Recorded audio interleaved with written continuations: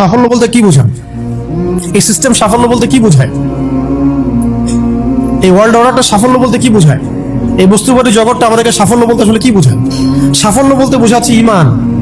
সাফল্য হলো ইমান, বিশুদ্ধ আকীদা, বিশুদ্ধ আমল, আল্লাহর আনুগত্য, রাসূলের আনুগত্য, দুনিয়ার জীবনে মুসাফিরের মতো থাকা, যতটুকু প্রয়োজন ততটুকু সন্তুষ্ট থাকা, একজন নেককার স্ত্রী, সুসন্তান সন্ততি, আদর্শ একটা পরিবার, হালাল একটা রিজিক, বাস। ইসলামের জন্য দাওয়াত, তাবলীগ, মেহনত, দিন প্রতিষ্ঠার চেষ্টা, প্রয়োজনে জিহাদ, প্রয়োজনে শাহাদাত। আর কি আছে সাফল্য বলতে? এরকম সাহাবী একজন নয়, কিন্তু এক একজন সাহাবী সম্পর্কে এক একটা করে কথা বলা যাবে। হানজালা রাদিয়াল্লাহু আনহুর নাম শুনছেন? হানজালা রাদিয়াল্লাহু আনহু, তিনিও বিয়ে করেছেন একদিন, তার পরের দিন সকালে উহুদের যুদ্ধে গিয়েছেন।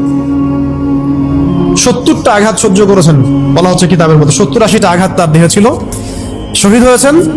উহুদ যুদ্ধে যখন সাহাবীদেরকে দাফন করা হচ্ছে, তখন তিনি নবী সাল্লাল্লাহু আলাইহি ওয়াসাল্লাম দেখলেন হানজালা রাদিয়াল্লাহু আনহুর লাশটা ভেসে আছে, বাতাসে ভেসে আছে, এবং লাশ থেকে পানি ঝরতেছে। সাহাবীরা জিজ্ঞাসা করলেন, ইয়া রাসূলুল্লাহ, এটা কেমন, এটা কিভাবে হচ্ছে? তখন নবীজি বললেন যে হানজালা গত রাতে বিয়ে করেছে, গোসল করার সময় পায় নাই, সে সকালবেলা চলে আসে যুদ্ধের মাঠে, ফেরেশতারা তাকে গোসল দিচ্ছে, এটার পানি পড়ছে, আমরা দেখতে পাচ্ছি। সাফল্যের সংজ্ঞা আসলে কি?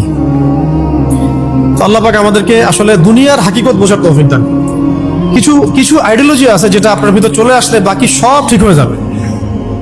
এগুলোর যদি ভিতরে ঠিক মতো না বলবৎ হয়, আপনাকে আমি ডালপালার ক্রাইসিস সমাধান, ওয়ার্ল্ড অ্যাফেয়ার্স, ইকোনমি এইসব বুঝে দিনের দিকে হেদায়েত দিতে পারবো না আমরা।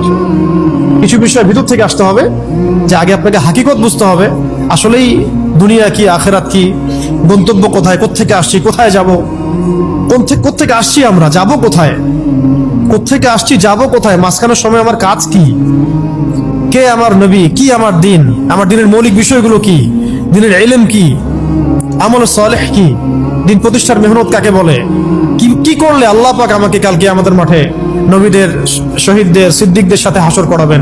এটা হলো সাফল্যের মূল কথা।